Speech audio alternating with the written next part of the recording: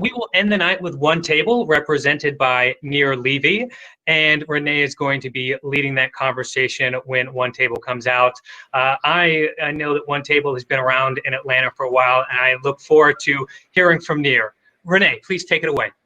Great. Hi, Nir. Good to see you. Thank you so much.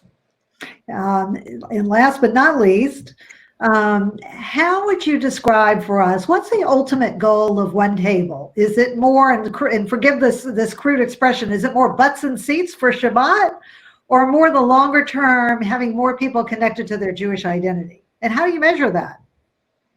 Renee, great question.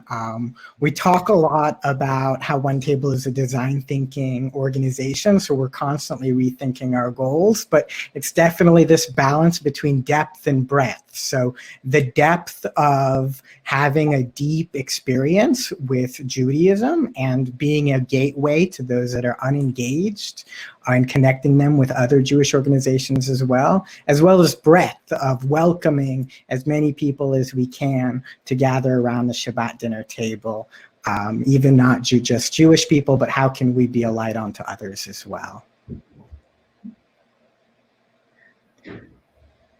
It's a great model, and I have to ask you, in your pitch, you talked about art, and that threw me a little bit. There seemed to be a little bit of a disconnect between your mission and this notion of throwing art in there. Is art intended to be a draw, no pun intended, but a draw to get more people to Shabbat? And is that what your funding would be used for if you were successful tonight? Tell us a little bit more about this art aspect. That threw us, felt a little bit like mission creep. Excellent question, Renee. We are always trying to innovate ways to welcome new people to the Shabbat dinner table. And what I've noticed leading the community here in Atlanta is that we do have culture makers here that are exceptional.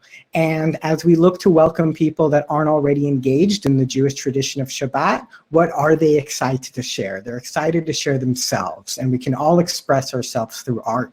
And for many, I found you've not engaged in art since maybe art class in elementary school. So we're seeing this wonderful opportunity to approach Shabbat with intention, to mark sort of like the change in pace. And you can do that by expressing art and from learning art, as well as this chance to really highlight the community. And that's really what One Table is all about. Sort of how do we recruit hosts to really lead and build community around them.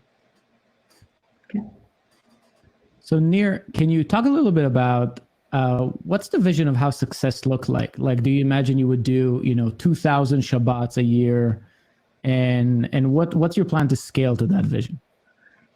We have an incredible organization that has a technology platform as well as a field team. So we really are in this position where we can be generous with our community and grow exceptionally. So right now, success for the next year would be supporting something like 4,000 individuals experiencing Shabbat. And Atlanta has about, let's say, 2 to 3 million young adults. So there's a huge opportunity there to engage more and more people. And for example, as COVID has allowed us to sort of create virtual experiences, we have a unique opportunity to really economically connect a lot of people to Shabbat for the first time. Beautiful.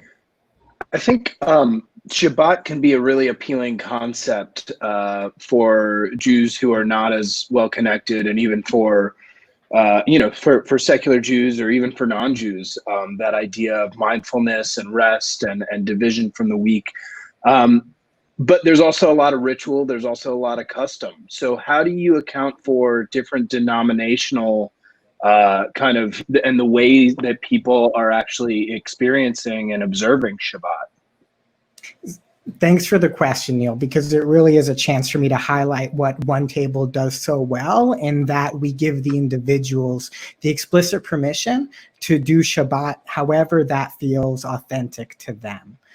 So for someone that isn't as comfortable with ritual, we simply invite them to approach Friday with intention to rest. For others, that Friday night was the most meaningful part of their week and they're used to lighting candles, we welcome that and even ask, how can you elevate that further? How can you make it more of an inclusive practice? And through the model of having a field team where we literally coach young adults that are interested in elevating their practice, we sort of bring that out through conversation. Thank you, Nir. We really appreciate you being here with us tonight. Let's give it up for Onetable in the event chat.